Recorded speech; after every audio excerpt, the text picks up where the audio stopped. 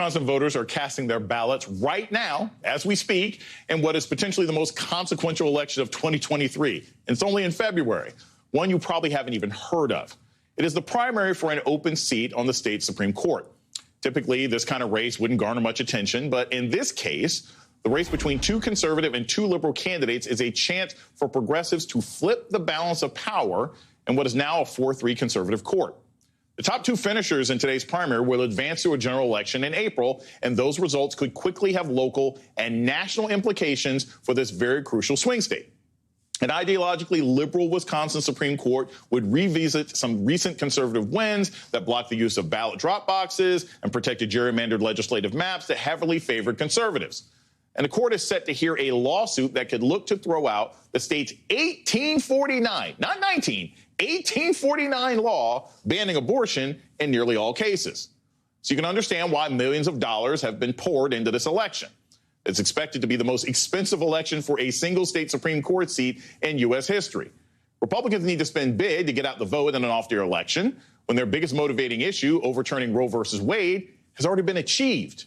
Joining me now is someone who knows Wisconsin better than most people, Charlie Sykes, editor-at-large of The Bulwark and an MSNBC contributor. Charlie, probably the most prominent political voice out of Wisconsin outside of Aaron Rodgers. I got to ask you, when I think of this race, you know, just on the ground, right? I've lived in states where people were really passionate about a Senate race. People are really passionate about a governor's race. How excited are people on the ground for a state Supreme Court race? Like, are people really ginned up about this, or is it something that the media is paying attention to because of the national implications? Well, no. First of all, I mean, the stakes are not overhyped. Everything is at stake with this election. And so this is my mailbox in the last couple of days. Wow. Everything my mailbox is just filled with campaign literature for the candidates for Supreme Court. You can't turn on television without being inundated. Social media is absolutely filled with it. Look, I've been covering these races for more than 30 years. I've never seen anything quite like this, including the way that this has been nationalized and the way that you have Democrats and progressive groups who I think have downplayed these races in the past, but they are focused on this because the stakes in Wisconsin are so clear. It is a 4-3 conservative majority that has made it very, very clear that they would be prepared to restrict access to voting booths. Who knows what else they might do? Abortion is on the ballot. They will revisit Scott Walker's Act 10. There's just so many issues that are out there.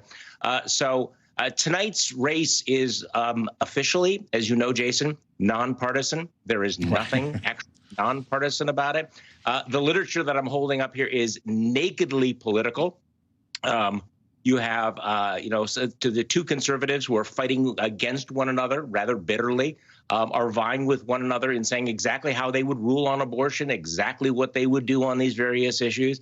So much for the independent judiciary. But it's going to be very interesting to see who emerges from tonight's primary.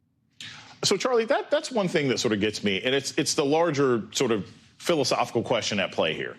You have a situation where one of the most important driving issues for conservatives in America over the last 40-something, 50 years was abortion, right? We've got to end the mass killing of all the abortion rhetoric. You raise money, you got out the vote, et cetera, et cetera. Is it harder to galvanize Republican voters and conservative voters now when the battle's kind of been won, right? Like, it seems to me that it would be easier to sort of galvanize liberal voters and pro-choice voters who are afraid of something being taken than conservative voters now who feel like, hey, we got the highest court in the land on our side. Why do I still need to get excited about this? Yeah, two things there. The more progressive voters do seem more galvanized this year than I've ever seen them before in one of these races. And secondly, while there are two progressives on the ballot, it has not been a contentious primary. However, there's real division among the conservative candidates. I mean, this is a bitter civil war. They have decided that this was be the moment to have a food fight. So in the past, you would have the right reasonably united here in Wisconsin. Right. They are not. This has been a very, very bitter primary. It reminds me of the primary for governor here last year. Everybody thought the Republicans were going to win the governorship. They had a very bitter primary and as a result lost it. So I think that that's part of the storyline as well, the conservative crack up, because a lot of this literature is conservatives attacking other conservatives. And you have one of the candidates who is saying that he's not pledging to support the other one. Nothing like this is happening now with the progressive candidates. So we will see whether or not they're going to be able to come out of this primary and be able to put things back together, because they only have until April to do that. So this is one of the reasons why I think the progressives have been so optimistic about this. They have the money, they have the momentum, they have the motivation, and they're sitting back and watching conservatives take shots at one another, very much a circular firing squad with a lot of personal bitterness. I want to add this real quick. In the Milwaukee Journal-Sentinel, the Supreme Court candidate Daniel Kelly was paid $120,000 by Republicans to work on election integrity.